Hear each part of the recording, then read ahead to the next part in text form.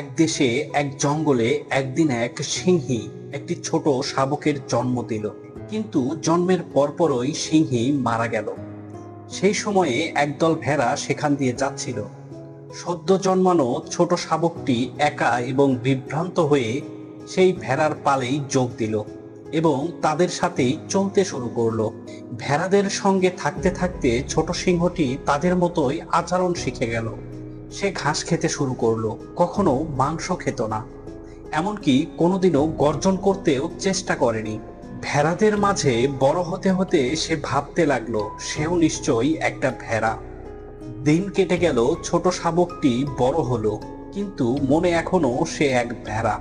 একদিন এক বৃদ্ধ সিংহ দূর থেকে এই অদ্ভুত দৃশ্য দেখলো। একটা তরুণ সিংহ ভেড়াদের সঙ্গে ঘুরছে।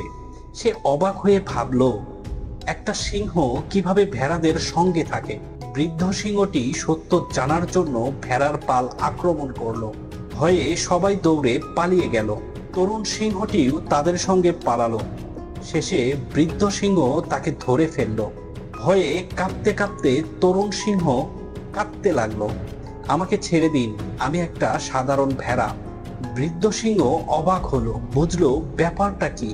সে শান্তভাবে তরুণ সিংহটিকে নদীর ধারে নিয়ে গেল এবং বলল, এই পানিতে নিজের দিকে একবার তাকাও। নদীর শান্ত স্বচ্ছ জলে তরুণ সিংহ প্রথমবার নিজের মুখ দেখল। ওটা ভেড়ার মতো নয়, একটা সত্যিকারের সিংহর মুখ। সেই মুহূর্তে তার ভেতরের সবকিছু বদলে গেল। সে বুঝলো সে আসলে ভেড়া নয়, সে একটা সিংহ। এই উপলব্ধির পর সে এমন এক গর্জন দিল যে পুরো জঙ্গল কেঁপে উঠল। তার মনে জন্ম নিল এক অজানা শক্তি। সে অনুভব করলো ভেড়ার মতো বেঁচে থাকা ছিল শুধু এক মানসিক ফাঁদ। এই গল্প থেকে আমরা কি শিখলাম? সমাজ তোমাদের ভেতরে ভয় ঢুকিয়ে দিয়েছে, তোমাকে দুর্বল ভাবতে শিখিয়েছে, কিন্তু আসলে তুমি সেই সিংহ যে শুধু ভুলে গেছে নিজের শক্তি কতটা। তাই অন্যের মতো নয়, নিজের মতো হতে শিখুন।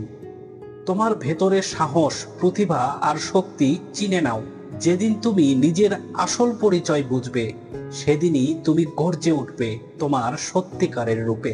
ভিডিওটি থেকে আপনি কি শিখলেন অবশ্যই কমেন্ট করে জানাবেন। গল্পটি যদি ভালো লেগে থাকে তাহলে লাইক, কমেন্ট আর চ্যানেলটি সাবস্ক্রাইব করতে ভুলবেন না। সবাই ভালো থাকবেন, সুস্থ থাকবেন। দেখা হবে পরবর্তী গল্পে।